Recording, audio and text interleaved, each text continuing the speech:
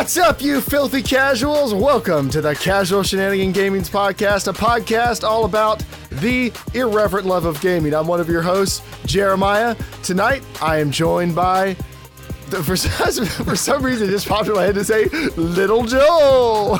Wait, what? Little Joel.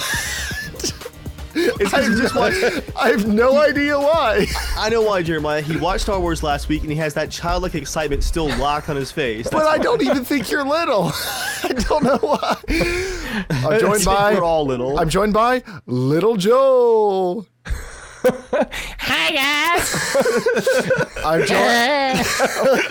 Is that what a little guy does? Hey, guys. Hey, I'm just a little guy. I'm also joined by Papa James. Hey, what's up? And I'm joined by ordinarily the best beard in the business. Tonight, a little bit of an exception for you video watchers. Beard in the business. The weirdest beard in the business, Dave. I was surprised to see that I was not the first one to think of this. There was someone streaming on Twitch a few days ago that had like a Santa hat and had like 20 of these in his beard. But this is really uncomfortable. So now that we're live, I'm done. Every time you talk, they're like dangling around. It's Yeah, so weird I don't looking. like that feeling. That feels really weird. I don't like that at all. All right. Good piteous moans. All right. Let's hop into the podcast like we always do. You should be writing into casualshenanigans@gmail.com to be a part of the show. Right now, what you should do, like pause the podcast right now, write in, tell us your favorite game from 2017 and why, because coming up soon after the new year is our Game of the Year episode. Which And it's going to be wild. Is it? Lands. Wrong. Dave votes for Witcher 3 again. You can't stop me. So, Dave, is that why you're just never finishing the game? So it's always the game of the year? Yeah, I played a lot of Witcher 3 this year, guys. Game of the year for me. but write into casualshenanigans@gmail.com. You can also watch the show live, 8 p.m. Eastern Standard Time, Thursday nights. Casual Shenanigans on YouTube, Germ Gaming on YouTube sometimes, Dave on YouTube at Evil Viking 13. But another thing you can do is you can go support us on Patreon. We really appreciate it. It has paid for things like these webcams and some of these mics, and it pays for us to keep the podcast hosted and all that stuff. And this week we have somebody who they actually pledged a couple weeks ago, but not everybody was here, so we saved it. But we have somebody who just pledged to support the show, which means Joel has to read their name and thank them in a funny voice. Now, they did not request a particular voice. I've got one. All right, for Joel to do or for you to do? For him to do. not Okay, me. all right. Did you already give the name? No, he isn't. All right. So, based on his name, I want you to sound like someone who takes care of a graveyard. What? A creepy graveyard guy. All right.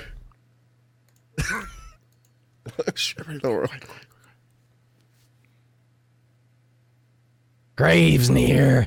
Oh, I just dig graves and bury bodies here. Thanks for pledging your support for this podcast. You probably spent 10 or $15, and you know what you're gonna get? You're just gonna get people talking about freaking games and Star Wars all the time. And I hope you like the prequels, because I love the prequels, and I'm digging and I'm thinking about Anakin and that force power he got.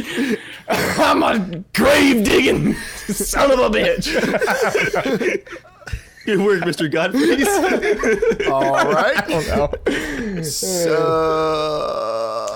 That's my grave digger. all right. Hey, Joel, random, Yeah. unrelated question. Do you have a pop shield for that mic anymore?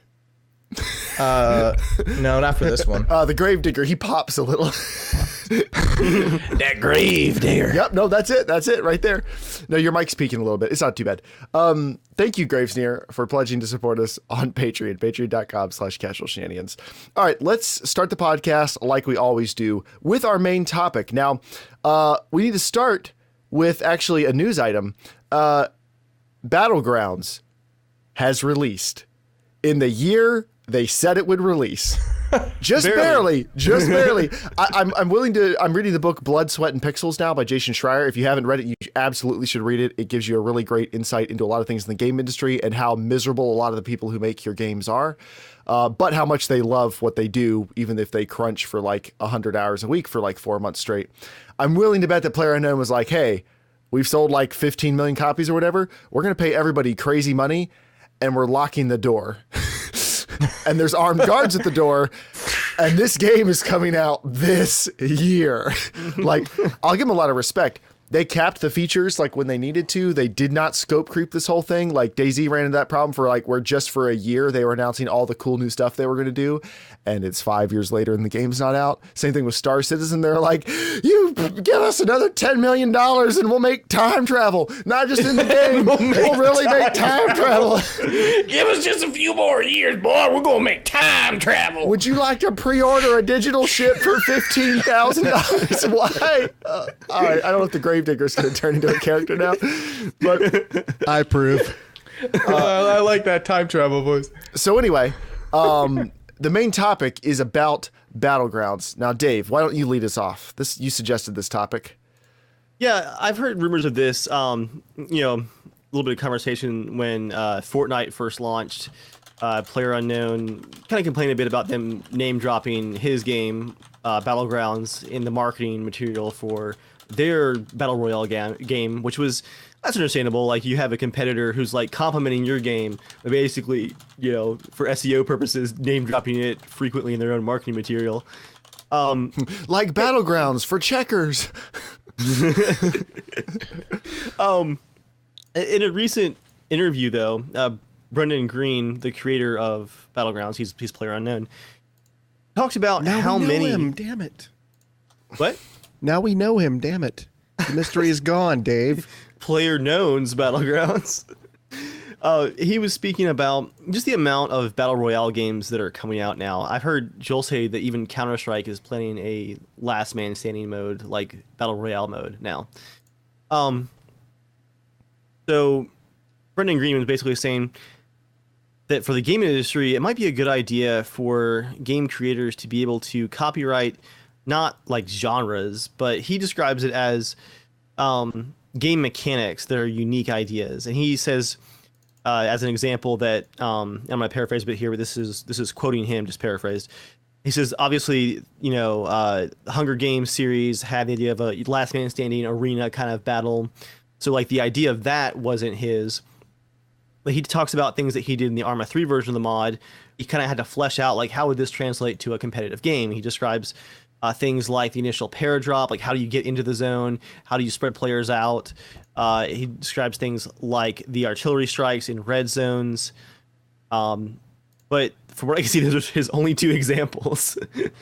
But what he says here, and this is an actual quote from the article over on PCGamesIn.com. He says, "We want to try and protect artists. Games, to me, are very much art forms. So when someone creates something unique and new, there should be recourse to receive protection. And there's no framework for that now. These frameworks and systems exist in other mediums, so why do they not exist in games just yet?" Green doesn't think these sorts of protections would stifle creativity. Instead, he thinks it will encourage creativity because people will have to come up with new ideas instead of just looking at us and going, oh, that's a good idea, let's just do that instead. I want to talk about that tonight. I think this is a slippery slope. I can understand where he's coming from as an artist, but I think might be overestimating the uniqueness of his own ideas, and I think he's definitely at the top of a very slippery slope here. Yeah, to me, the most standout thing there is, would he feel this way if he wasn't at the top of this particular pile? Right?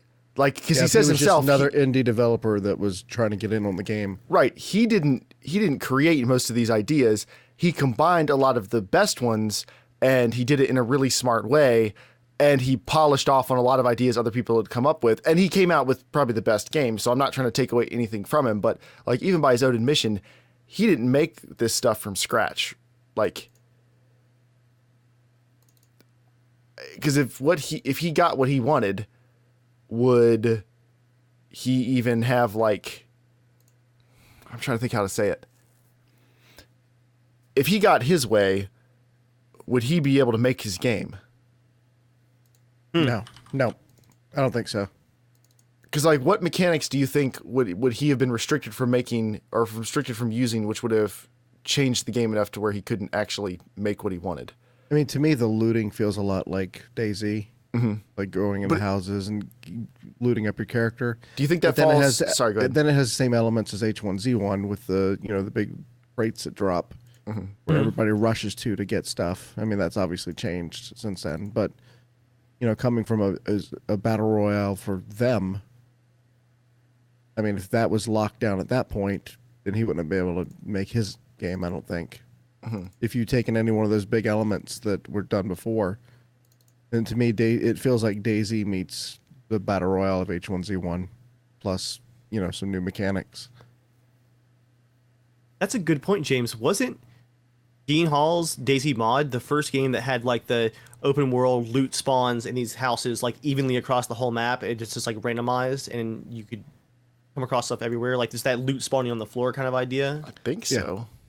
Yeah, I can't remember a game that did it like that before that. So it's like, would there have been a Battle Royale Arma mod if Dean Hall had copyrighted the idea of loot spawning in the floor, like guns and ammo in a random open world environment that's a survival game? Like, what if Dean Hall had copyrighted that idea somehow, like he's describing? How could he have done his Battle Royale game? Like, how would looting have worked? Yeah, I don't think it could work any way across the board. I think it sucks, but Yeah. I don't think it's possible because let's just say Dean Hall did do that and their game sucks continually like it has for a long time, and let's say it never comes out and it's always a terrible game. Well, when can someone ever go, hey guys, can you release it because your game's not going anywhere, or you're done with the game? No, we're gonna keep holding on to it. Right, because then people could just sit on a good idea, even though they had a terrible execution, and somebody else could have come up with something way better that people would actually enjoy. Like, to me, that is stifling creativity. And again, I think it is so much different for films because, I mean, like, movies are just one and done. You're not interacting with it. You're hearing a story where, let's say, okay, we own the IP, or we own the story to whatever it may be, Star Wars or something like that. It's like, another person gets wind of that script and just makes another Star Wars movie, and it's like, well, you just watch the one you think is best. I mean, like the fan version, or what I mean? Like I can understand with that, but I think with games, it's something that will always continually to change. There will always be better first person shooters. There will always be, or in this case, kind of worse, but like there will always be changing of games. I just don't know how that would work down the road. Like I could just see every company going, well, I created this UI menu, so you can't use that. Okay, well, I created this. It's like, all right, games in the future, like you just have to have retina scans only to move the mouse because we can't use the mouse because that's locked out. Left 4 Dead copyrights the idea of co-op PvP where there's knockdowns. So now Last of Us and Wildlands are being sued for having a knockdown system. I mean, it does have to suck when you see like thousands of random like Chinese kind of like mobile games or whatever, because it's like it's really popular, a really popular game.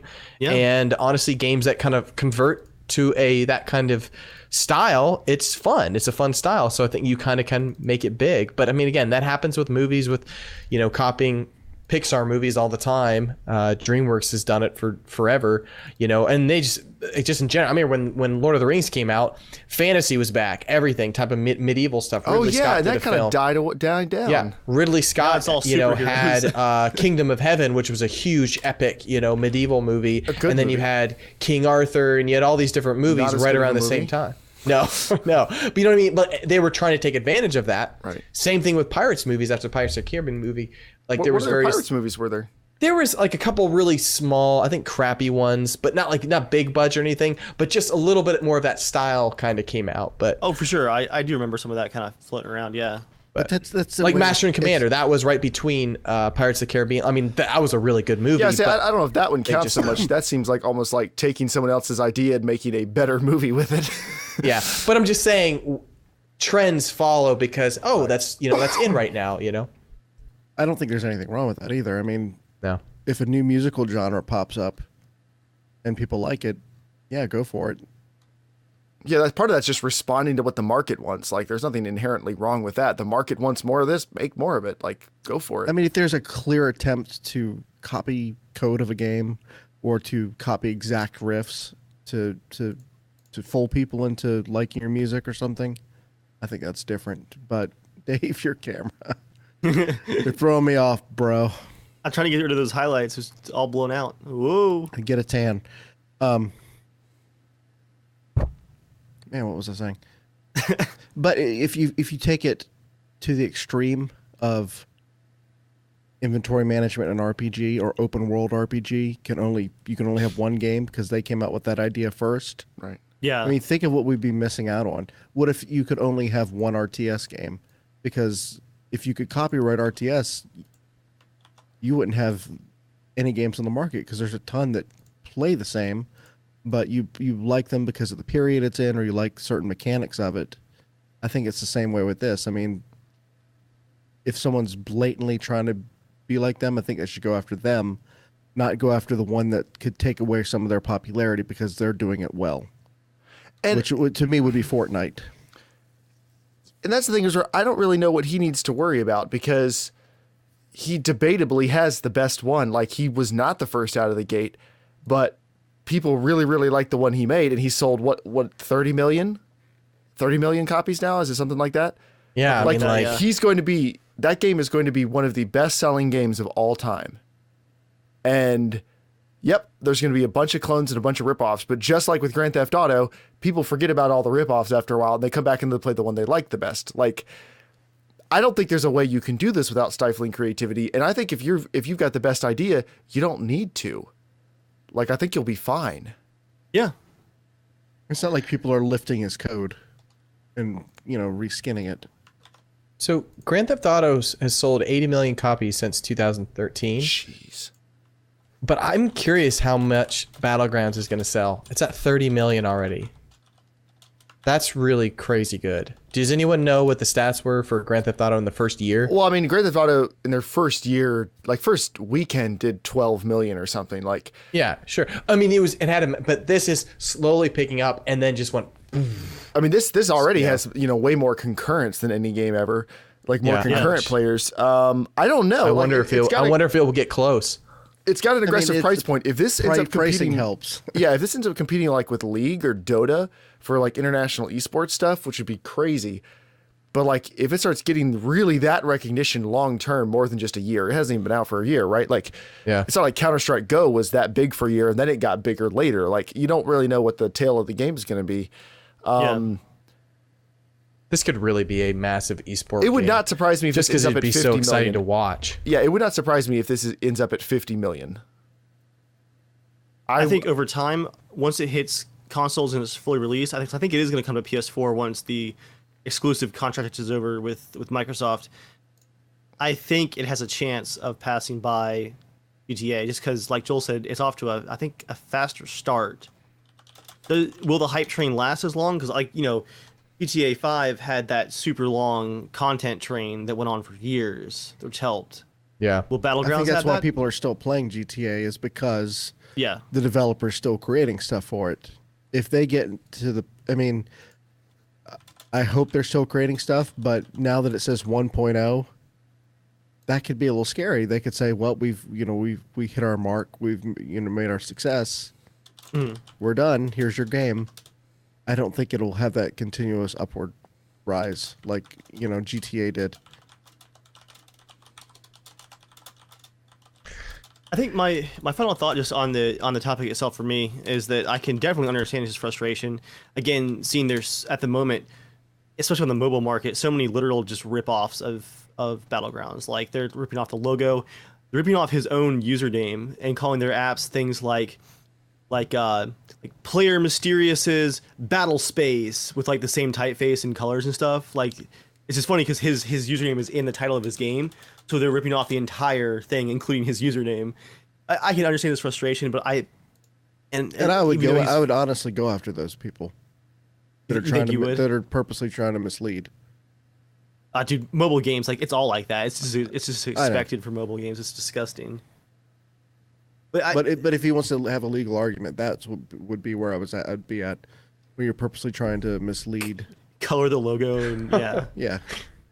But I think as frustrated as he might be, if he could wave a magic wand and say like these concepts belong to me, and I just instantly get the copyright, I hope he wouldn't do it. I don't know if he actually would. I think he kind of understands like, yeah, this probably isn't a good idea, even though I'm frustrated right now. I think he gets that. I don't know why he's frustrated. Yeah, they're ripping him off. He sold 30 million copies. Who cares if a no-name tries to rip you off? Like, I think it's part of him just being a relatively new game developer. Like, this is his first major game and first major. Obviously, it's probably going to be his most successful game ever. I don't mean that in a mean way, but 30 million copies. Like, he probably won't top this with whatever he does after this. Unless he directs Red Dead Redemption 7 or something down the road. I doubt Red Dead Redemption 2 is good. Or, yeah, Red Dead Redemption 2, I bet that's not going to sell 30 million copies. Yeah. Like, 30 million. Depends on if it has online. Joel, can you do a little, that's true. Can you do a little research and figure out where does that land on the chart? What? 30 million copies. Like, where does that put you on the best-selling games of all time? Not including, like, the pack-in games like Wii Sports and stuff, but... Sure. Because, I mean, that's got to be top 20, I think, isn't it? I'm looking now. Do you count multi-platform? Yeah. I mean, because something like Tetris is sold. Oh, no. Million. Sorry, I don't mean Tetris. Minecraft is at 70. Wii Sports is about 82, but that's a pack-in. GTA's at, well, this might be an old article. It's at 54. Yeah, it's around the top 10 right now. I mean, even including Tetris, Minecraft games. So it's really high up there. And that's after less than a year, and that's before it released officially. Minecraft is at 122 million? Whoa. Doesn't surprise me. Oh, I mean, I believe it. wow. I mean, I know I've bought at least one of those million for all my devices. Red Dead did 15 million. Wow, the first one? Yeah. The second one might do even better then, because the first one was like a little bit of a hit out of nowhere. Like, I think people thought it was going to be good and people anticipated it, but I don't think anybody expected it to be such a lasting hit like it was. In the same way that GTA games have always been big, but none of them have ever been this big. Like, yeah, this game has the potential, I think, to beat out GTA. Just because, I mean, the amount of saturation, because I think even GTA is much more niche than Battlegrounds is.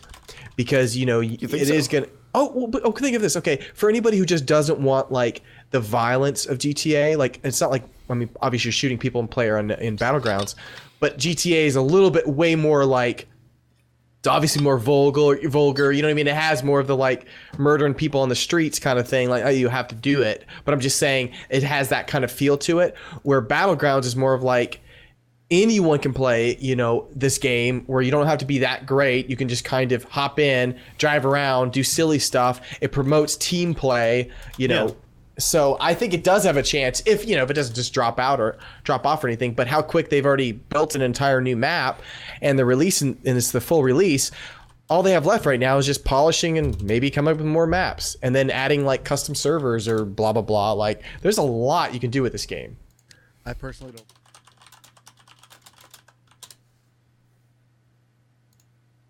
don't. When it comes to PS4 and Xbox, though, like legit, no, I think it's going to sell a lot. I bet it'll probably sell 20 million. The Xbox version's very crippled, though, compared to the PC version. Right now it is. Yeah. Joel, did you see that video that says the misery that is Battlegrounds on the Xbox, where like none of the textures are loading and stuff? Granted, that's before the actual V1 patch. So yeah, but I think they'll be able to get it. It's not 4-player. Right. It still has a ways to go for sure. Just think though, that preview version, as broken as it is on Xbox, people were so hyped that it's just available. That broken version sold 1 million copies in less than 48 hours. Yeah, so I mean, I think they'll be able to get the game working. I don't think the game is a graphical powerhouse. I think it's just more of how it's built in the engine, and then getting the network to work and everything. So. And unlike DayZ, they might actually get it to run well. Yeah, exactly. That's not fair to DayZ right now. DayZ's running fantastic at the moment. But it doesn't matter anymore. Is it running fantastic? Like the frame rates are good, but are the zombies still glitching through doors? And I'm saying the frame rate's good. Okay, yeah. Okay, I mean, that, I'm saying that- everything with Battlegrounds is pretty good. Like the jumping is actually when you jump, and everything is responsive, and like the whole package is good. I am hoping though that Battlegrounds does add a patch to the jumping so that it does do a server ping to make sure the client is always exactly where it is, so that it slows the game down like DayZ does. We got to check. Wait, are you turning left? Got to check. do you guys think that this game has possibly sealed the fate of DayZ? I think No, DayZ's not fate at all. was. Oh, I think DayZ's fate was sealed just by time. Like I don't think it had anything to do with this game. I think DayZ it was very, very successful, and no one can ever take that away from it. But I think it's day in the sun. It's done. I don't think DayZ is ever going to be popular again. For me, I wondered if it was the final nail in the coffin, just because the looting is very similar. Running Yeah. and finding, different things to put on that affect your, ability to get shot in certain areas without dying. Finding different parts for your weapon. To me, because it all happened so much faster, it was easier to get in and find your stuff. I could see for some people who don't want to spend 4 or 5 hours setting all that stuff up, that it could be the final nail in their coffin. Yeah. Yeah, Like, what would they're be like, bad is if do I you really go wanna from. spend-" Go ahead. I was gonna say, if you go from Battlegrounds, which is such a massive popular game, and you go over to try DayZ, and the controls don't feel good, looting doesn't feel good, you can't, get together with your friends very easily. You know what I mean? You have any of that kind of thing, it's gonna feel like you're going completely backwards, for it to be popular.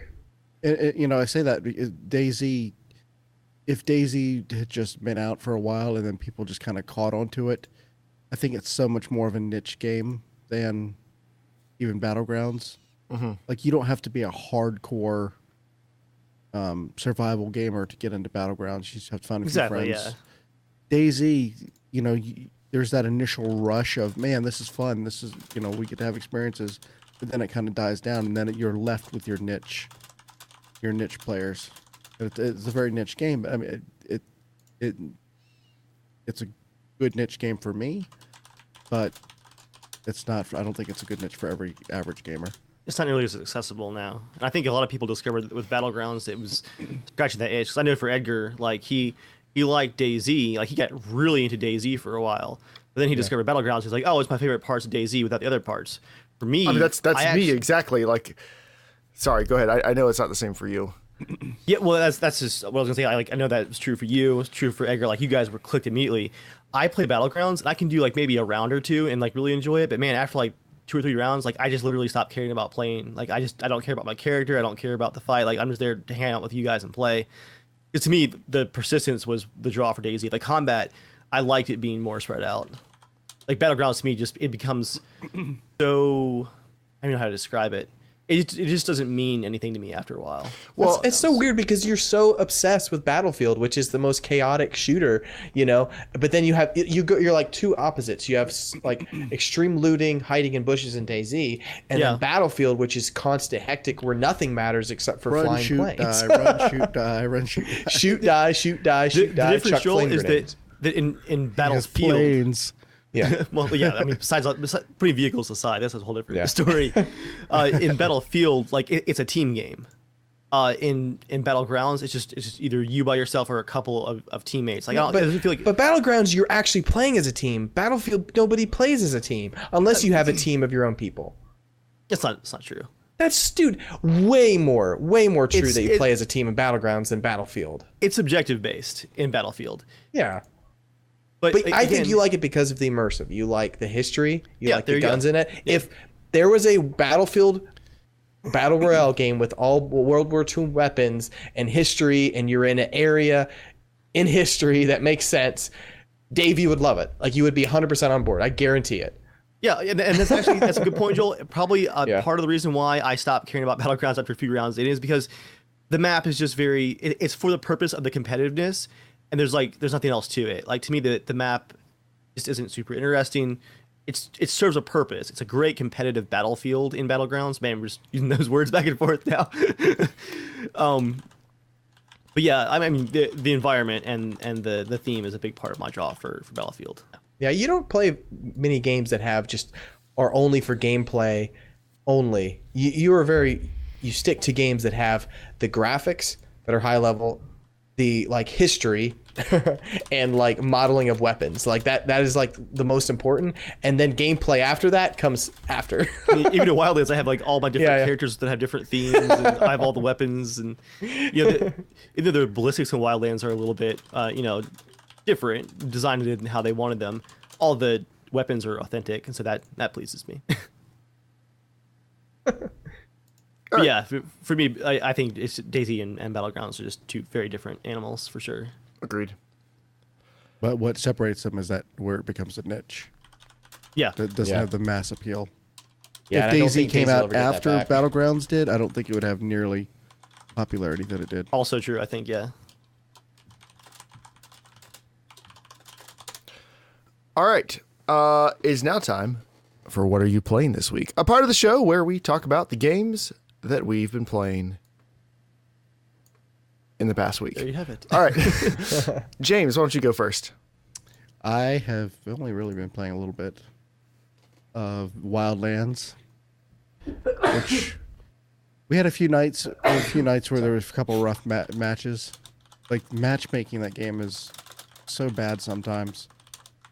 Like we kind of enjoyed, like it's funny when we're put up against a bunch of level 1s and we're like not higher prestige, but we're at least prestiged. Yeah. But then it's kind of frustrating too, because then it puts us up against prestige 10s. But we actually won a few of those matches, so it's cool. Man, I still love that game though. I as much as we play it, I still love the strategy that goes into it and the ability to try different characters every once in a while and try to do just something different. So it's not just, all right, Dave flanks right, I'll flank left. Yeah. Oh yeah. Every once in a while, it's like, hey, let's all flank to the right and see what happens. There's the ability to be flexible, but not like get completely massacred doing it. And we got to talk to Clint Eastwood or Batman, whatever that guy was. That was amazing. Good teamwork, guys. And also, we played Rocket League for the first time in like months. Yeah. And we got destroyed a few matches. We actually came out and started doing really well. And I think the matchmaking took pity on us after a few rounds. For me, I was tired, and I just didn't care if we won or lost those matches. And I think it showed in all three of us. Yeah. That's about it. Cool. Dave, what about you? I gotta watch my list here because I was on the podcast last week.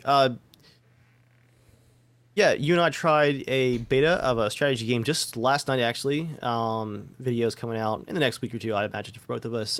Ancestors Legacy, which is a medieval strategy game. Little bits of Age of Empires resource gathering, but kind of simplified base building. Like it's all streamlined and automatic building, like where it places stuff. Total War style combat, and kind of small maps with lanes and a bit of a MOBA theme. So interesting mix of RTS genres. It was fun, and I saved Jeremiah, Mr. RTS Master, from a certain defeat. This again. My strong shoulders carried us to victory. Would we like to revisit the Scourge of the North series, where the Royal Bank, You as lost it me were, when you said the Scourge. So no. where the Royal Bank has been bailing you out for Other games I've been playing. 20-some episodes of, hey, buddy, can I get a loan? Oh no, that has ended. That ended a few episodes ago. All right, a few episodes, so a year and a half. Yeah.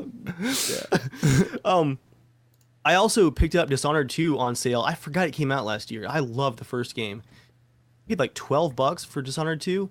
I've played almost 2 hours of it now, and I am loving it. Everything about the original game is polished and refined. Story is fantastic. Combat's improved. The environments are more detailed. And whereas the original Dishonored had a beautiful graphic style, but always felt like it was like almost a last-gen game. Like everything was beautiful but low res. This game is the exact same visual style, but everything is crisp and sharp, high res, good, amazing lighting indoors. Oh, I'm 200% immersed, loving it so far. Also tried out a pretty fantastic little arcade chopper game called Helleborn on Steam. who else here played like Desert Strike and Jungle Strike on the SNES back in the day? Very, James? very briefly. James? I did Jungle not. Strike? Yeah, Jungle Strike. Like a little helicopter game. If you Google it, Joel, I bet you'll recognize Is it NES? I mean, I remember it. I remember think it it for was the Sega SNES. Genesis. Okay, Oh, Super Nintendo. Sega Genesis. Thank you. Yeah. Oh yeah. I played this. It just reminded me of that. I mean, that was a bajillion years ago, so they're very different games, but it's got just very simple arcade combat. Like you just attack soldiers, avoid anti-aircraft fire. But the flight mechanics remind me of Arma in their depth but accessibility. So like the physics of your chopper are like 100% real, but even with a mouse and keyboard, very accessible. Just the choppers handle like you would expect a real helicopter to handle. Tons of fun. I was very, very impressed. And going back to Dave's love of all things immersion and graphics, it looks amazing. Wildlands patch came out, like James said. We've been playing a bunch of that. They are on point with their patchwork for that game. A new patch every month right now for Wildlands, PvP, Ghost Wars. New maps. I think we're up to like 16 maps now. Something crazy. All of the new classes. Every single class. I love all the adding new classes. Every one that? they've come out. I love all the new classes they come out with. Exactly. Like everyone is both unique and fun. I've loved them. I think not diversionist. What's the first one they added? Disruptor. Disruptor. Thank you. That's the only class I don't play of the new ones constantly. But even that class was a fun change of pace. But man, what a fantastic game! I really wish they got more attention over it. It just came out so late. Yeah, we played some Rocket League again. That was a throwback. Good times. I wish they would go standalone with that multiplayer. Just make a $30 version. I think it could do well. Well, it comes with Wildlands? a base game. Yeah. Well, I mean, the whole game is $30. I mean MSRP oh, okay. to go on sale. I mean, Wildlands isn't 30; it's $59.99. It just goes on sale all the time. I think it would be funny if they swap the marketing for the game now that the single player's been out for a while, and it's like, try out the new Ghost Wars PvP game. Also includes free single player open world adventure, 100 hours of content. Like, wait, what was that last part? Just because, again, I think they're really onto something very unique and very, very fun with the single player. I mean, with the PvP. There's just not that many multiplayers that are strategic in like shooting mechanics. Yeah, absolutely. I mean, I guess the closest would be Rainbow Six, but that's still a little more chaotic.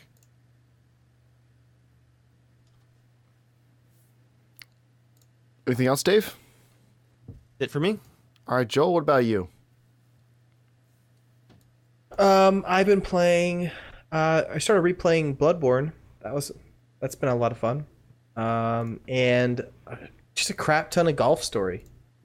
On the Switch. That game is so good. Like it's honestly the best 2D game I've played in like ages. It's really hilarious. I'd love for you guys to give it a shot sometime. Oh, SteamWorld Dig 2 is on sale right now for the Switch. I picked it up. I mean, it's not much off, but it's $15, and I love the hell out of the first one. And this, Dude, I remember, didn't you play it like straight, like 8 hours once? Literally, when I started playing it, I just played it until I beat it. Not in one sitting, but that's literally all I did for like the next couple days. But the benefit of this one is it's a little bit more RPG-like, and it's not procedurally generated. So there's a lot more thought that's put into the design. You definitely need to try it, I think. I'll have to check it out. Yeah, just mostly that. Cool. I played some Ancestors, like Dave said. More of Assassin's Creed Origins. Still enjoying that game pretty well. I think it's probably the first Assassin's Creed game I'll finish since Black Flag. What were you gonna say, James? I was going to say you... Never mind. Go ahead. We're gonna talk about the loot boxes stuff, or the progression, or something. No. I was going to ask you about the last one that you really enjoyed. Black Flag, for sure. I've hit another drop in the game where it gave me now a whole bunch of new quests, story quests that are way higher level than me, which means I'm going to be forced onto only side quests for like the next 5 hours. It looks like unless I come across more story quests I don't know about yet, which is possible, but I can't do any of the current story quests that's assigned to me because they're all at least like 6 or 7 levels above me. So I'm going to be doing Jeremiah, a bunch of you side won't have to quests. do many side quests. There's a few where you get like crazy amount of XP. There's some side quests that are not simple. Some are like very long and like elaborate. So maybe do 3, I think top, and you'll probably be back to playing. No, I mean, Once- I need to gain like yeah. 5 levels. Like, Oh no, seriously, you'll catch up quick. It's more of, it feels like that, but it's really not bad. Once you get to the area called Memphis, you'll be at a level where you won't have a problem anymore. There'll be so many things to do and everything that it's not a problem. well, I am playing it. I'm enjoying it. Also, the Doomsday Heist came out for GTA, which is supposed to be like 10 to 12 hours of content. So me and Debbie and Tyler hopped back into that. And I mean, at this point, GTA's done everything. So the only reason we still play this stuff is because Debbie has so much money that she can actually buy the bunkers and the expensive stuff you need for this. But there was one mission that that game still, it can be crazy fun sometimes. There's this one mission where we got to go, there's a popular GTA online trope where you got to go hack something. So you got to go find like 4 cars in the city, park next to them, open up the You Hack It app or whatever, and it, it downloads it hacks them while you sit next to them, like with a download bar, then you're good, then you blow them up, right? Like that's not that uncommon of a thing. Well, we're driving these DeLorean looking cars that we stole in a previous setup. And so we go and we scan these 4 cars and then we blow them up because we've got rockets. And then it's like, all right, there's 4 more things we got to hack. They're boats. They're out in the water. It's like, all right, go into hover mode, and the wheels flip under and the cars like lift off the ground and they're hovering like 3 feet in the air. And you can go onto the water and you can go all over the place. So we're having like a ton of fun just like ripping around on these hovercraft. And then after we take out the boats, which gets progressively harder to do than taking out the cars, you go to an airport and there's one of the giant like behemoth planes. I forget what they call them in the game, but like it's bigger than a C-130. Like it's a massive, massive plane, and it's taking off. So we're like hovering along next to it, and it takes off into the air, and they yell like, pull back on the stick. And you pull back, and then wings pop out, and you turn into a flying car. And so we're in flying cars fighting down helicopters, like shooting down helicopters with rockets that are trying to protect this giant plane while we stay close enough to it that we hack it. And like the plane's banking and stuff, like it banked, and like the tail like popped Tyler and like knocked him off course a little bit, like, and he had to get back on. And we finally take out all the helicopters, and then it's like, all right, take the plane down. So we rain rockets on this thing, and this giant plane turns belly up and then starts like gently drifting down into the ground in this giant explosion. And then we fly the cars back into town, fly to the top of this parking garage, turn off hover mode, bounce down onto the wheels, and drive away. And it was like, that's a lot of fun. Like, that's really cool. It's crazy what they've added to that game. There's so much more than when it launched. Yeah, like think about what that game was 4 years ago when we went and picked it up and played it at the beach in Joel's Xbox. Like, it is not even the same thing anymore, and it's cool. So that was a lot of fun. But anyway, that's what we've been playing this week. Now let's hop into the news. News time. Hey, Joel, Sorry, I was making sure to do the time. you back with us? You with us now? You ready to sing your song? What happened to the time thing there? That's why I got. All right. So, game sales in 2017. I'm just going to go through a couple of different platforms. I think it's kind of interesting. So, PC games this year grossed about $32.3 billion, which is a 1.4% growth year over year. And then console games were $33.3 billion, which is a 3.7% year over year. So, all consoles together are slightly more money than the regular PC games. Here is an interesting portion of this. Browser-based PC games are $5.2 billion a year. Browser-based PC games, which is actually an almost 10% decrease year over year. But mobile gaming is $50.4 billion. And out of that, $39.1 billion of that is smartphone games, which is a 26.6% year over year growth. Jeez. And they're all Battlegrounds clones. Every last one. Here's some other interesting things. The top 5 publishers by UK sales, which is the chart this is based off of. The UK sales, number 1, Electronic Arts. Number 2, Activision Blizzard. Number 3, Nintendo. Good job for Nintendo. Number 4, Ubisoft. Number 5, Sony. Only real surprise there is I thought Sony would be higher up. Here's what's really interesting. Percentage of their releases that were new IP. Ubisoft, 27%. Sony, 41%. Nintendo, 43%. Activision, 0%. Microsoft, 0%. EA, 0%. Okay. Here, we're getting some other things. The most covered games of the year. Overwatch, 56,000 articles. And then Destiny 2, this is in order. Zelda Breath of the Wild, Mass Effect Andromeda, Pokemon Go, Battlefront 2, Horizon Zero Dawn, Injustice 2, Final Fantasy 15, and then Minecraft is the 10th most covered game this year. I look at some of the top ones. I would think, man, how much of that was salt? Yeah. Like Mass Effect. Now, Joel, buckle in. The most viewed game trailers on YouTube this year. Number 1, Oh, boy. Clash of Clans, Hog Rider 360. I don't know what the name Hog Rider 360 has to do with Clash of Clans. What on earth? Then Super Mario Odyssey, Call of Duty World War II, Despicable Me, Minion Rush. And then the rest of them are more conventional trailers. And then on Metacritic, highest rated game, Zelda Breath of the Wild. Lowest rated game, Vroom in the Night Sky. Don't know what that is. Sounds fun. 5 Nintendo games were in the highest rated games on Metacritic this year. 5 out of 10 of them. Like, basically, Nintendo released a bunch of bangers this year. And they haven't even released a lot of their big titles. Yeah. They still have Metroid come up, Super Smash. Now, this is interesting. This is not to be a PC versus console VR thing, but the top PC VR game by revenue was Superhot VR, $2.56 million. The top console VR game by revenue, can you take a guess, Joel? Skyrim. Skyrim VR, $2.14 million. So actually, PC made more money on VR this year. More games made money on PC for VR. The next one was Arizona Sunshine on PC, then Job Simulator, Raw Data, and Tilt Brush. And then on PS4 or PSVR, it was Skyrim VR, Job Simulator, Superhot VR, Batman Arkham VR, and I Expect You to Die.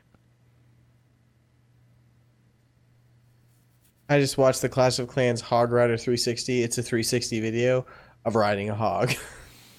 I'm not sure what I expected. To be fair, that wasn't clickbait. All right, then. And then 85 million lifetime sales of GTA 5. You know what I would love to see in those charts? The amount of revenue that was just based on microtransactions. Yeah. Well, Just mobile flat out gaming, I mean, that sales. tells you a lot of it. Right. I mean, even now, though, I'd love to start seeing the stats on consoles. What percentage they're getting just on microtransactions. Might be a little depressing. By company, too. Looking Yeah. at you, EA. Next bit of news. Apple has mandated in their new developer store guidelines under section 3.1.1 in-app purchases, apps offering loot boxes or other mechanisms that provide randomized virtual items for purchase must disclose the odds of receiving each type of item to customers prior to purchase. Thank you, Apple. Yeah, that's pretty nice. Everyone else, are you I wish listening? they would tag it with a big red "Get out." Steam, are you listening? I Steam. know. Can we just have all that crap on Steam just disappear? Because let's see. I'm just gonna Actually, go I know to... Steam doesn't have nearly as many loot crates and stuff. That's not a Steam problem. No, but- I mean, okay. Oh, let's see. On the store. Oh, okay. They kind of fixed it. Man, for a while on the Steam main store, everything was just like the worst, low budget game ever. It's like, ugh. That's a bad Oh, time no. to look. It's in the middle of the winter sale. Joel, they fixed a lot of that by making early access games not like not putting them all on the front page along with everything else as much as they that's used to. good. Like they fixed that like a year or so ago where That's what I said I wanted like 4 years ago. yeah, it took them a while to listen, but they did. Next bit of news, or last bit of news, Star Trek Bridge Crew is getting a non-VR patch. So you'll be able to play with other people in VR, even if you don't have a VR headset, which I think is kind of cool, given that I've sold my VR headset. You did? Yeah. Oh. I told you I was going to. That's what paid for yeah, the but move- you say make the that move about a to lot the of X. things. Oh, and I've sold most of them. Yeah, that's how I got the Xbox One X stuff for the series, which is great because I can't actually record anything because my Elgato 4K 60 capture card is super glitchy, and I'm going back and forth with support on it. So that's great. I'm like $1,200 into this series and haven't recorded a single thing. It's fantastic. You could try VHS. So anyway, we have a bit of news this week. The news is actually, or not news, we have a bit of mail this week from Gravesnear, who pledged to us on Patreon. Yep. Gravesnear wrote into casualshenanigans@gmail.com, just like you can, to be a part of the show. And he says, hey, I've been listening since around episode 180, so a relatively new listener. It shows up on my podcast app a few hours before I start my work week Sunday night and really helps my work week start off well. Have you ever thought about adding new segments? I have an idea for a segment where Joel talks about his childhood, connects it to current events, and it all ties into when he first invented one of his various Joelisms that we all enjoy so much. Anyway, thanks for your hard work. Well, the important thing to know about Joelisms, it's not something that Joel invents. It's something apparently he's always said and does not understand that is different for everybody else. That's true. Like if Joel ever commits a crime, I just finished watching the Manhunt Unabomber series on Netflix. If Joel ever commits a crime and like writes his manifesto, we'll know because we'll be like, there's literally only one person who uses all these phrases. Like it might as well be fingerprints. Like Joel's crime though, he's gonna be like, wait, that's illegal? yeah, exactly. I thought that was normal. I Do you want to? Here's thought those thoughts are normal. Here's a recent Joelism. I spoke this pretty authoritatively to Debbie at work. I said, you know what? I'm taking a stand. I'm taking a stand against sitting. That's good. That's good. At least you know where you stand. Oh, Dave. Making it worse. But yeah, has there ever been new segments? I mean, we've added new segments from time to time on the show, and we've removed old ones. Like once we've, they've stayed their welcome. Like tech. You mean we spun it off into its own more successful show? Which I'm grateful for because it was very hard to skip and try to find that part of the podcast that I could use to fall asleep to. Now I can just click play from the start to the end.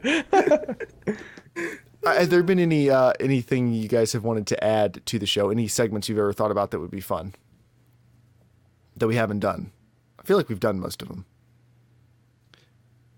I enjoyed Yeah. doing the laugh challenge with Joel. It was fun. The laugh challenge, I don't remember. I don't that. remember what that was. We did the retro podcast. The milk. Yes, the mail. Oh, yeah, that was really good. Yeah, that was really good. That should return sometime. My lungs need a good workout. All the laughing. Yeah, I mean, if anybody has suggestions for segments, shoot, write them in. I mean, we've added plenty and removed plenty over the years. If you guys haven't figured it out, we're in bonus episode mode. Like we like to say, this is bonus episode 12 of Casual Shenanigans Gaming. Start putting your bets. How many episodes do you think we'll get? We got to Get to. 200. I mean, y'all, you just got to understand what you're getting into right now. Like, I feel like we're into the crawling stage. We're I army crawling. don't. We're still in a solid army crawl. I think we're in perpetual maintenance right now because our level of effort has dropped to a point where we can maintain this indefinitely. Like, this is the show. This is what you're getting. If you haven't liked the last 40 episodes, hop out now. If you've liked the last 40, we can keep this one going. It's like, I'm not here this week. We don't have anything to talk about this week. We'll figure it out during our 1 hour warm up. I do think though, whenever Daisy does come out, I think once it's out, I think I'll probably be like, all right, I think I might be ready to be done because I'll be like, I'm still waiting for that. I'm waiting for it to Full come out circle. officially. Yeah, So full you circle, wanna do man. this podcast for like 5 more years. Cool. I know. Guys, we're going to a new engine. Just wait. we're all going, all right, time to start the topic document. You say that, but like, if Daisy released tomorrow, I wouldn't be ready to end the podcast. Not tomorrow. Now we're talking like 2022.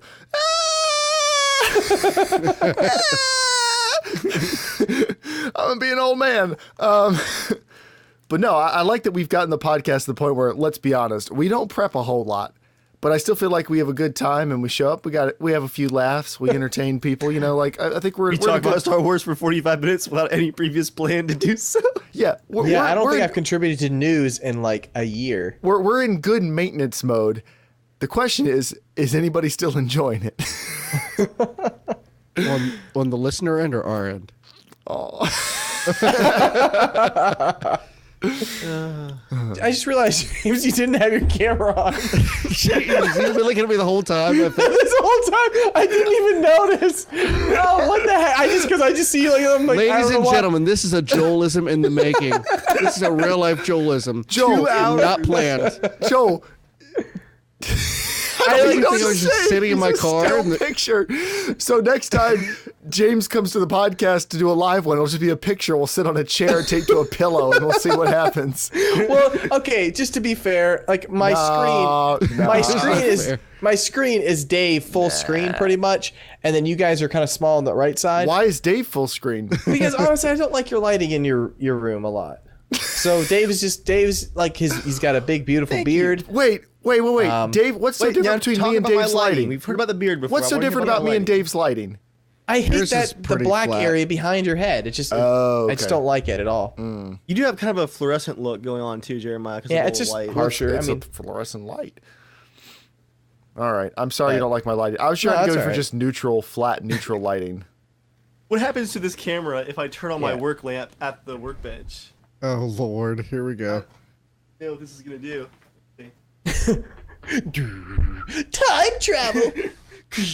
Actually, There you go. It kind of survived. That's a good bet, right? That's Dave, do you have background. wireless headphones on? This is good radio right here. My wireless Plantronics 800 Speaking of which, LX. Yeah, where'd you use yours tonight, Jeremiah? what? I'm sorry. I can hear you perfectly. I just didn't want to turn them on and switch everything over, but I got them right here. Gotcha. What is that? The, you got the Plantronics 800 HDs. I think the only difference between mine and Dave's is these are only work on PC. I think Dave's might be Xbox and PC compatible. So the difference actually I think is just the base. Like I think the headset itself isn't actually any different, but we're evaluating them. Oh yeah, for Ancestors, should we say we were sent those keys to evaluate? Should we have mentioned that during that segment? I mean, I said it was a closed beta, so I think that was assumed. All right, cool. Well, I mean, now you're becoming an influencer. Just getting those free codes. Now, Joel. Show your face. Dave's a really good influencer. It's mostly comes down to his powerful rig. All right. I mean, should that be your 90 seconds, Joel? Should you confess to what you sent me over Skype? Yeah, sure, I'll confess. Yeah, that needs to be your 90 seconds to roll out for tonight. It's now time for 90 Seconds with Joel, part of the podcast where Joel confesses what he sent to Dave over Skype. Dude, So I was trying to. oh, sorry, I spoiled the segment. It's just Joel in a Jedi outer robe and nothing else. Hey, that's My what you wanted, lightsaber's so. up. Hey, he's been climbing those Jedi steps. You know what I'm saying? No, actually. Yeah. Yeah. So I was trying to entice Dave into playing Assassin's Creed, right? And again, I knew the whole time. I'm like, this is gonna be just dirty, and I'm like, Dave's totally gonna catch me, but just in case, I just want to see. So I'm like, I was just trying to do really good comparisons about how Witcher 3 is so awesome, and how Assassin's Creed kind of copies it, but I think you'll really like it because the graphics and the sand moves and the wind. I forgot about all the Witcher comparisons because you were so careful. Like, oh, dude, I love the water in Witcher 3, but I think I think Assassin's Creed like really went after that Witcher water look. I think they did a really good job. Like you don't want to like diss Witcher, but you're like, oh yeah, this is part about Witcher you like. Assassin's Creed did it too. I forgot about that part. Yeah, and it all leads up to me saying, like, oh, Dave, like on my PS4 Pro, it looks awesome, like solid 30 FPS, like it's really smooth, gameplay's really great. I was Graphics like, next gen. Yeah, I was like, really next gen graphics. I was like, but Dave, I'm like, I can't imagine how awesome it might look on your powerful rig. And Dave just goes, what are you doing? Like, I was like, that felt dirty, didn't I? I just replied back. I'm like, Joel, how disgusting did you feel typing the words "powerful rig"? Joel's like, oh, I hate it. I hate all of it. Hello, darkness, my old friend. I felt dirty. Powerful rig. This is been 90 seconds with Powerful Joel. rig. Now, Joel, if you want to see what it looks like on a really powerful rig, you can come over and look at it in 4K. Would you like to see it in it's 4K? funny. With fluorescent lighting overhead. I did have something I actually wanted to talk 24 about karat game wise gold. that I meant to add it actually yesterday on my notes. But I sold my PSVR to John and Debbie because they wanted to play Skyrim. And because I wanted to get the new PSVR, like the slight updated, because they added a HDR pass through and some stuff to kind of make the headset a little bit lighter. And it's really, really nice. It's really cool. But anyways, it's really nice having the HDR pass through. So like there's less like flickering on the TV, swapping back between HDR and all that kind of crap between my Apple TV and the PS4.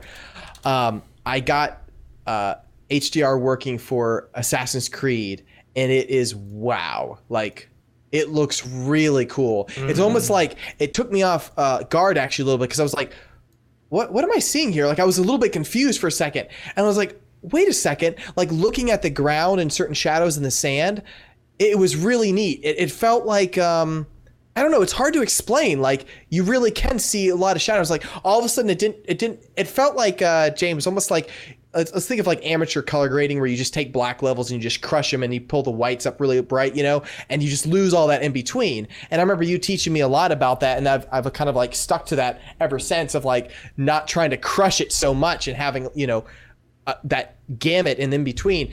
And I was just amazed at certain games, because my TV will say, oh, HDR or whatever, but like shades of paper and stuff. And in Assassin's Creed, you can adjust the settings of everything, and it's pretty cool. Like, that my TV actually looks really nice. Like, when you look up at the sun, like, it's actually pretty bright, and you're kind of like, whoa. Yeah, it's really neat. Like, it's like the sandals, like his sandals for some reason. Like, I was just like, something looks different. I'm like, oh, you can just see more definition and stuff. It was really cool. Not as hidden in like his own shadow, maybe. Yeah. It's funny. Cool. It almost looked less gamey, and then it just kind of felt more real. It was I've played some impressive. I played some of it in HDR, and it definitely, like, it looks good. It looks very good. Yeah, to me, I like the difference I think I saw from between it was maybe about like a 35% difference of like, whoa, this is cool. HDR can be really amazing depending on the thing. A lot of the time, and again, of course, none of us are seeing like the full potential of HDR because TVs aren't there yet. But what I'm like, I think it depends on the color grading of the movie or the game, and movies and TV shows. Yeah. I appreciate that a lot of them you can't necessarily tell that it's HDR a lot of the time, because it's just good. Like, it's just nice. It doesn't. There's some shows like Stranger Things. It's very obvious it's in HDR because they've got so much color going on in that. Atomic Blonde, the movie, very obviously HDR because there was so much neon lighting going on, and all the color tones were so rich and like well gradated and stuff. Like, you could just tell if you knew what you were looking for. Like, you can't get these colors out of a standard dynamic range set. Like, you just wouldn't be getting this. Yeah, I rented Dunkirk last night in 4K HDR, and it looked really good. Like, wow.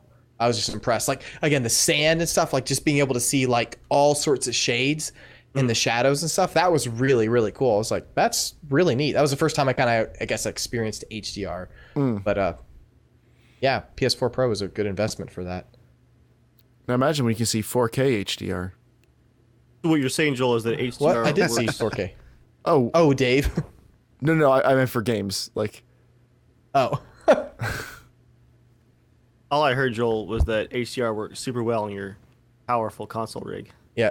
Oh yeah, what did I say today, Dave? I was like, I mean, you got your powerful rig. I'm like, I'm just a console guy. Dude, I laughed. I'm just a console guy. Your mannerisms. Joel had his laptop, and he was like leaned back in his chair. And you guys with that video won't be able to enjoy this part. He's like talking sideways with his legs up in his laptop. He's like, "What were we talking about, Joel? Like upgrades, I think, for the computer." Yeah. I'm talking about RAM. And you're like, I don't know. You're like, I think it'll probably work pretty well, but I really wouldn't know because you got your powerful rig. And I'm just a console guy. Your mannerisms. I lost it. Like, I'm just a console guy. It was like a caricature. So, I want to be your next character, Joel. It's just, I'm just a console guy. Just a little console guy. Just a little guy. You remember that Portlandia skit? I'm just a little guy. Yeah, I was a little guy. Does anyone know if the new iMac Pro, like the 5K screen, if that's going to be HDR? I would Yeah, imagine I just so. don't care. So 500 nits brightness, it says. I don't. well, so 500 nits brightness would put it in line with a lot of HDR TVs. True HDR, you should have like at least 1,000 nits. You're supposed to. So I think like my TV will get up to, I think it's 800 nits of brightness, but it's between 600 and 800 for most of it. So, and I think like, but it's not just the nits of brightness, it's also the range of the screen you can display. Sure. So it sounds like that could probably support HDR signals with maybe some benefits to color gradation. So it could at least be a little bit of boost of that quality. So but it's not going to be like maybe a little bit. It's definitely not going to be as good as like the best TVs, like the OLED LG G6 OLED TVs and stuff. Like it's not going to be that good, but it's probably going to be better than most monitors. I'm pretty stoked with 5K 27 inch. Like that's so that's, small. Dude, but it's going to be so sharp though. That's going to be really cool. Oh, I'm like a excited about that. 4K 27 inch isn't so sharp already. Well, no, I know, but I'm saying it is. I'm just saying. Okay. I mean, it's 5K. I'm just saying, like that's got to be nuts on a 27 inch as opposed to like a 40 inch screen. You know, I mean, like. Joel, you're gonna edit your next movie a half inch away from the screen, like, oh my gosh, I can see everything. What? You're gonna That's the only problem now with like a little phones. typewriter, like, That's the thing with phones. My phone is 1440.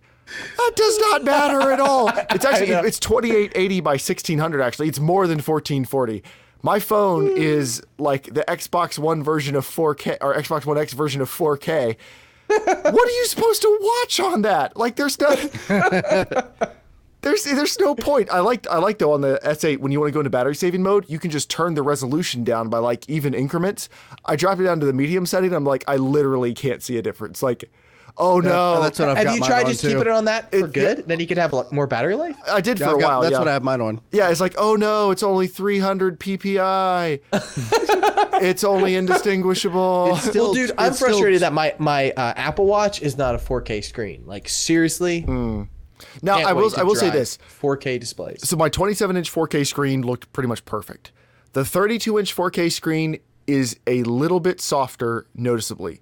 We're still talking about like stupid sharp and awesome looking. Yeah. But now that my second screen is also 4K here, I can tell a difference between the two in sharpness. But so like if this was 5K, would that be nice? Yeah, it'd be nice. But I don't need that for anything. Like I can view 4K source footage and edit around it on one screen if I want to. Like, Yeah. it doesn't matter. I mean, I don't think I would jump to 5K. I think at 8K, maybe I'll hop on board. But at 8K is when I'd be wanting to do like, can I get a 40-inch G-Sync or something? I can't. What is the highest resolution screen you can buy now? There's 8K screens you can buy. Wow. Adele sells one. I think I said Adele for no reason. Wow. It's 5,000. This has been Casual Shenanigans Tech. Jill didn't know Native it, but resolution of 7,000 by 4,000. Holy moly. that's 4 times 4K res. How big is this? 32 inches? Yeah, 30. Wow. See, that would be so cool to like have something like that to edit if you were shooting at 5 or 6K because you'd have so much more like leg room for, seeing it, but having the definition within a smaller screen. The price is down to $3,900 on Dell's website. sold. Do it. Don't do this to me, James. You always do this to me, James. Do it. You do this to me, Jim, I James. just imagine what your powerful rig could do with Joel, that's not. Actually, you probably couldn't even run anything on that, maybe except for Batman, your 6K Batman. I ran Dead Space at 8K and I actually played at 8K for a good period of time. Not because I needed to, But because I was like, it was locked at 30 FPS and it's an older game, so I'm already crushing it.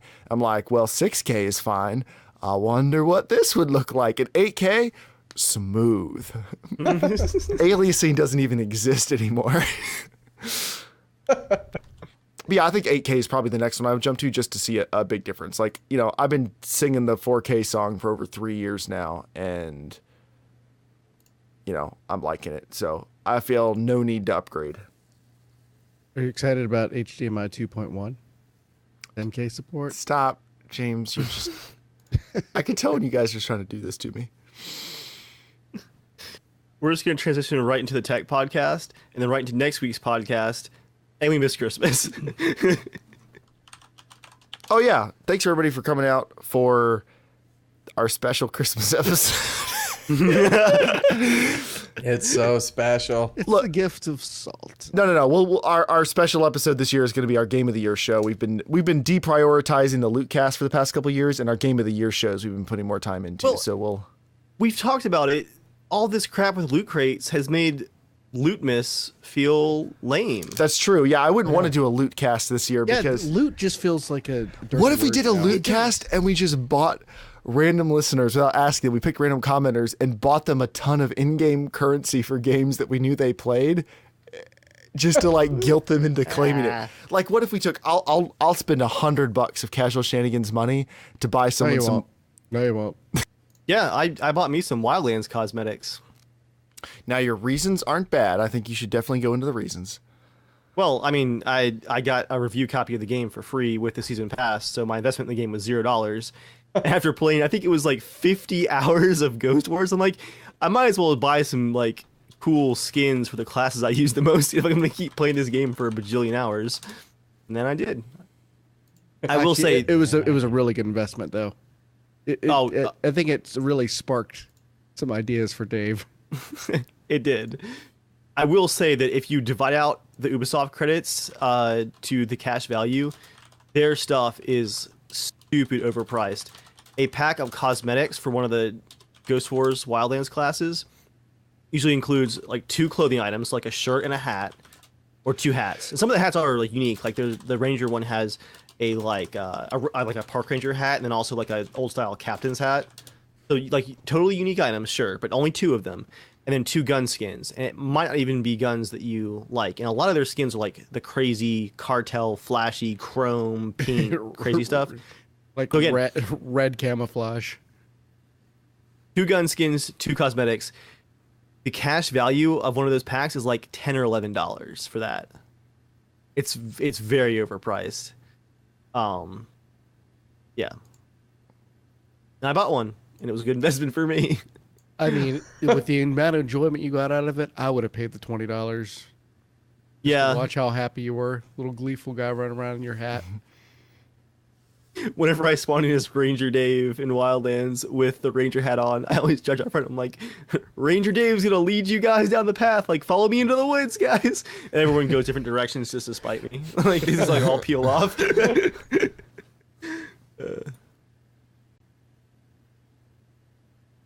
So, Dave, speaking of those nudes I sent you. What? Joel, you promised. Oh, me sorry. Was the later. podcast over? Later. Or now? Wait. Send me a message. I'll send you a message. Oh god. You're gonna want to take your phone off of portrait mode. You're gonna want to rotate that. This has been Casual Shenanigans Gaming. Christmas. This has been Casual Shenanigans Gaming, a podcast all about the irreverent love of gaming. Make sure you write in to casualshenanigans@gmail.com. Tell us what your favorite game was from 2017 and why. And we will have our Game of the Year episode coming up soon. I have an idea for something I would like to do. I'll talk to you guys about it offline. Don't worry, you don't have to do anything. But thank you everybody for coming out and being part of the show. Tweet at Casual Shenanigans. Catch us on iTunes. Catch us on podcast services of your choice. Thanks for watching. And until next time, stay casual. Until next time, keep those powerful rigs running.